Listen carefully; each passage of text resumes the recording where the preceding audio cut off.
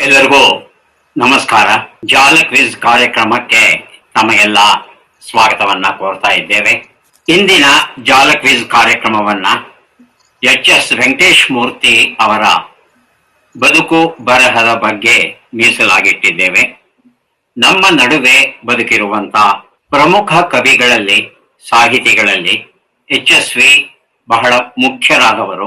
ಇದೇ ಜೂನ್ 23ಕ್ಕೆ ಅವರು 76 ವರ್ಷಗಳನ್ನ ಪೂರೈಸಿ 77 ವರ್ಷಕ್ಕೆ ಕಾಲಿಡ್ತಾ ಇದ್ದಾರೆ. ಆ ಒಂದು ಸವಿ ಸಂದರ್ಭಕ್ಕಾಗಿ ಇವತ್ತಿನ ಕಾರ್ಯಕ್ರಮವನ್ನ ಅವರಿಗಾಗಿ ಸಮರ್ಪಿಸಿದ್ದೇವೆ. ವಿ ಅವರ ವಿಶೇಷ ಜಾಲ ಕ್ವಿಜ್ ಕಾರ್ಯಕ್ರಮಕ್ಕೆ ತಮಗೆಲ್ಲರಿಗೂ ಸ್ವಾಗತ. ವಿ ಅವರ ಬದುಕು ಬರಹದ ಸುತ್ತನ್ನ ಆರಂಭಿಸೋದಕ್ಕೆ ಮೊದಲು ಪ್ರಶ್ನೆಗಳನ್ನ ಕೇಳ್ತಾ ಹೋಗ್ತೇವೆ. ಹಾಗಾಗಿ ಮೊದಲ ಅವಕಾಶ ಬರ್ತಾ ಇದೆ ವೇದವ್ಯಾಸ ಅವರಿಗೆ. ವೇದವ್ಯಾಸ ಅವರೇ, ಮೊದಲ ಸುತ್ತನ್ನ ವಿ ಅವರ ಬದುಕಿನ ಕೆಲವು ಘಟ್ಟಗಳನ್ನ ತಿಳ್ಕೊಳ್ಳೋಕೆ ಪ್ರಯತ್ನ ಪಡೋಣ. ಮೊದಲ ಪ್ರಶ್ನೆ ಬರ್ತಾ ಇದೆ ವೇದವ್ಯಾಸ ಅವರಿಗೆ. ಆಕಾಶ ಸೇತುವೆ ವೆಂಕಟೇಶ್ ಮೂರ್ತಿ ಬರೆದಂತಹ ಪುಸ್ತಕ ನಾವು ನಿಮಗೆ ಬಹುಮಾನವಾಗಿ ಕೊಡ್ತಾ ಇದ್ದೇವೆ. ನಮ್ಮ ಪ್ರಶ್ನೆ, ವಿ ಅವರ ಬಾಲ್ಯದ ಹೆಸರೇನು? ಆಯ್ಕೆಗಳನ್ನ ಕೊಡ್ತಾ ಇದ್ದೇನೆ. ಶ್ರೀನಿವಾಸ, ಶ್ರೀನಿಧಿ, ರಂಗನಾಥ, ಪಂಡರೀನಾಥ. ಶ್ರೀನಿವಾಸ. ಶ್ರೀನಿವಾಸ ಅಂತ ಹೇಳಿದ್ರಿ. ಶ್ರೀನಿವಾಸ ಹೌದಾ? ಸರಿಯಾಗಿದೆ ಉತ್ತರ. ಶ್ರೀನಿವಾಸ.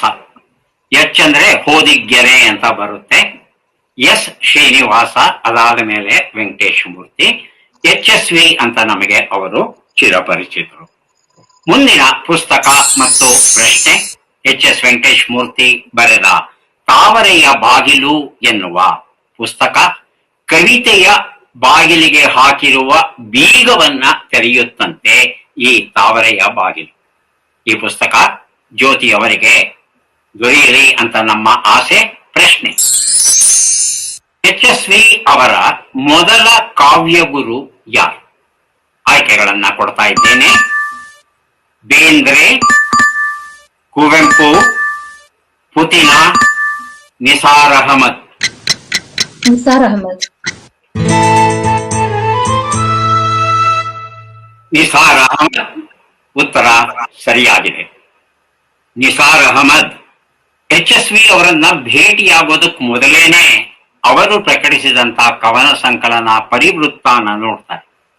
ನೋಡಿದ ಕೂಡಲೇ ಇಲ್ಲೊಬ್ಬ ಭರವಸೆಯ ಕವಿ ಇದ್ದಾನೆ ಅಂತ ಅವರಿಗೆ ಅನ್ಸುತ್ತೆ. ಅವರು ಪ್ರೋತ್ಸಾಹವನ್ನ ಕೊಟ್ಟು ಆರಂಭದಲ್ಲಿ ಅವರ ಕವಿತೆಗಳನ್ನ ತಿದ್ದಿ ತೀಡಿ ಅದಕ್ಕೊಂದು ಸ್ಪಷ್ಟವಾದ ಮಾರ್ಗವನ್ನ ಕಲ್ಪಿಸಿಕೊಡ್ತಾರೆ ನಿಸಾರ್ ಅಹಮದ್. ಹಾಗಾಗಿ ಅನೇಕ ಸಂದರ್ಭಗಳಲ್ಲಿ ತಮ್ಮ ಕಾವ್ಯಗುರುವಾದ ನಿಸಾರ್ ಅಹಮದ್ ಅವರನ್ನ ವಿ ಅವರು ನೆನಪಿಸಿಕೊಂಡಿದ್ದಾರೆ. ಮುಂದಿನ ಪುಸ್ತಕ ಬೆಳಗಾಗಿ ನಾನೆದ್ದು. ವೆಂಕಟೇಶ್ ಮೂರ್ತಿ ಬರೆದಂತ ಅಪರೂಪದ ಪುಸ್ತಕ ಇದು. 21 ನುಡಿದೀಪಗಳು ಅಂತ ಹೇಳ್ತಾರೆ. ವಿ ಅವರ ಬದುಕಲ್ಲಿ ಪ್ರಮುಖ ಪಾತ್ರವನ್ನ ವಹಿಸಿ ಅವರ ಮೇಲೆ ಪ್ರಭಾವ ಬೀರಿದಂತ 21 ಜನರ ಜೊತೆ ಅವರ ಒಡನಾಟ ಏನಿತ್ತು, ಆ ಒಡನಾಟವನ್ನ ಬಹಳ ಸಂಕ್ಷಿಪ್ತವಾಗಿ ಆದರೆ ಮನಮುಟ್ಟುವ ಹಾಗೆ ಬರೆದಿದ್ದಾರೆ ವಿ ಬೆಳಗಾಗಿ ನಾನೆದ್ದು ಎನ್ನುವ ಈ ಒಂದು ಪುಸ್ತಕದಲ್ಲಿ. ಈ ಪುಸ್ತಕ ಭರತೇಶ್ ಅವರಿಗೆ ಬರಬೇಕು. ಪ್ರಶ್ನೆಯನ್ನ ಈಗ ಕೊಡ್ತಾ ಇದ್ದೇನೆ. ವಿ ಅವರು ಮಲ್ಲಾಡಿಹಳ್ಳಿಯ ಶಾಲೆಯಲ್ಲಿ ಯಾವ ಉದ್ಯೋಗದಲ್ಲಿ ಇದ್ದರು? ಕನ್ನಡ ಅಧ್ಯಾಪಕರು, ಸಂಸ್ಕೃತ ಅಧ್ಯಾಪಕರು, ಕ್ರಾಫ್ಟ್ ಟೀಚರ್, ಡೆಮಾನ್ಸ್ಟ್ರೇಟರ್. ಕನ್ನಡ ಅಧ್ಯಾಪಕರು. ಕನ್ನಡ ಅಧ್ಯಾಪಕರು ಹೌದಾ ರಾಘವೇಂದ್ರ? ಉತ್ತರವನ್ನ ನೋಡೋಣ. ಕ್ರಾಫ್ಟ್ ಟೀಚರ್ ಮೂಲತಃ ಡಿಪ್ಲೊಮಾ ಅಧ್ಯಯನ ಮಾಡ್ತಾರೆ, ವಿಜ್ಞಾನಕ್ಕೆ ಸಂಬಂಧಪಟ್ಟಂತಹ ವಿಚಾರ. ಅವರು ಈ ಮಲ್ಲಾಡಿಹಳ್ಳಿಯ ಶಾಲೆಯಲ್ಲಿ ಪಾಠವನ್ನ ಹೇಳ್ಕೊಡ್ತಾ ಸಾಹಿತ್ಯದ ಸಂಪರ್ಕ ಬರುತ್ತೆ. ಅಲ್ಲೊಬ್ಬರು ಗ್ರಂಥಪಾಲಕರು ಇರ್ತಾರೆ.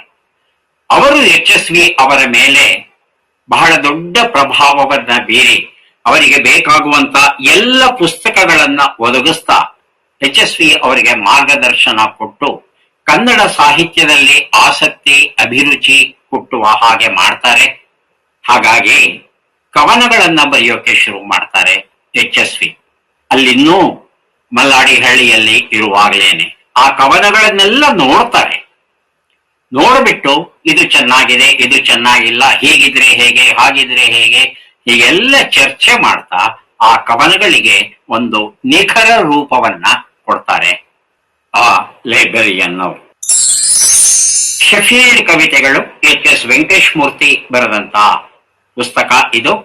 ಪ್ರಶ್ನೆ ರಾಘವೇಂದ್ರ ಅವರಿಗೆ ಬರ್ತಾ ಇದೆ.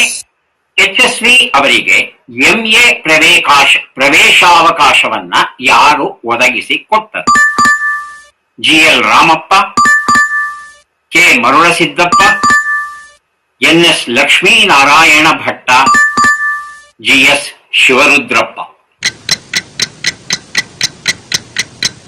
Sir NS Lakshminarayana Bhatta.